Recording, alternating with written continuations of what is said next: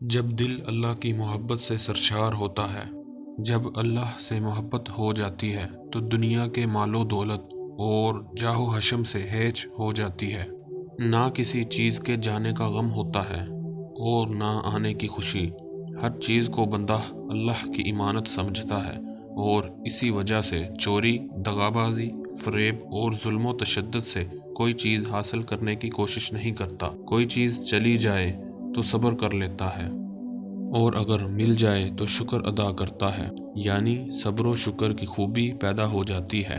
اس محبت کے حاصل کرنے کا طریقہ یہ ہے کہ دنیا کی محبت اور اس کی چیزوں کی محبت دل سے نکال دو اور صرف اللہ کی محبت دل میں بسا لو، پھر دیکھو تم میں کیا کچھ خوبیاں پیدا ہو جاتی ہیں۔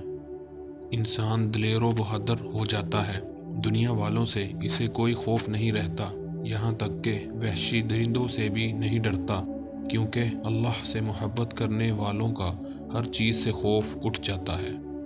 انسان سخی ہو جاتا ہے، اس کے دل میں مخلوق کے لیے ہمدردی پیدا ہو جاتی ہے اور اس طرح بخیلی، کنجوسی، خود غرضی ختم ہو جاتی ہے۔ خود غرضی ختم ہو جاتی ہے تو انصاف پیدا ہو جاتا ہے۔ جب انصاف پیدا ہو جاتا ہے تو لوگوں کے دلوں میں اس کی عزت و احترام پیدا ہو جاتا ہے۔ انسان کے دل میں دنیا کی چیزوں کی وقت ختم ہو جاتی ہے اور جب وقت ختم ہو جاتی ہے تو سادگی پیدا ہو جاتی ہے۔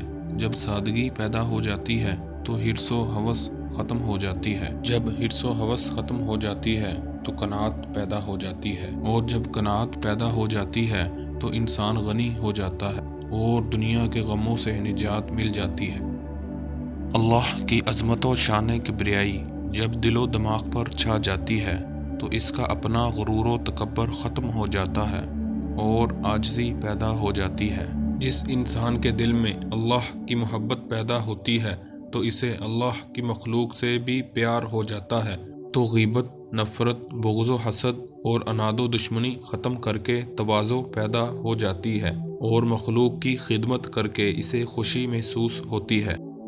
جب کوئی بندہ اللہ سے محبت کرتا ہے تو اللہ تعالیٰ بھی اس بندے سے محبت کرتا ہے اور جس بندے سے اللہ محبت فرماتے ہیں اس کو دین کی سمجھ بوجھ عطا فرما دیتا ہے، اور جس کو دین کی سمجھ بوجھ آ جاتی ہے اس کا دین پر چلنا آسان ہو جاتا ہے اور دین پر چلنے لگتا ہے تو جہنم سے دور ہو جاتا ہے اور جنت کے قریب تر ہو جاتا ہے۔ اللہ تعالیٰ کی محبت انسان کو انسان بنا دیتی ہے، ولی بنا دیتی ہے اور سب سے بڑھ کر صحیح معنوں میں اشرف المخلوقات بنا دیتی ہے۔ اللہ تعالیٰ کی یاد میں انعام۔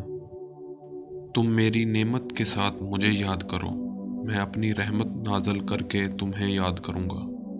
تم دنیا میں مجھے پکارو، میں تمہیں اپنی نعمتیں عطا کروں گا۔ تم مجھے تنہائی میں یاد کرو، میں تمہیں ہر جگہ یاد کروں گا۔ تم مجھے فراغت اور فراخی کے وقت یاد کرو، میں تمہیں ہر ضرورت کے وقت یاد کروں گا۔ تم مجھے شکر کے ساتھ یاد کرو، میں تمہیں زیادتی نعمت کے ساتھ یاد کروں گا۔ کوئی مزہ مزہ نہیں، کوئی خوشی خوشی نہیں، تیرے بغیر زندگی موت ہے، زندگی نہیں۔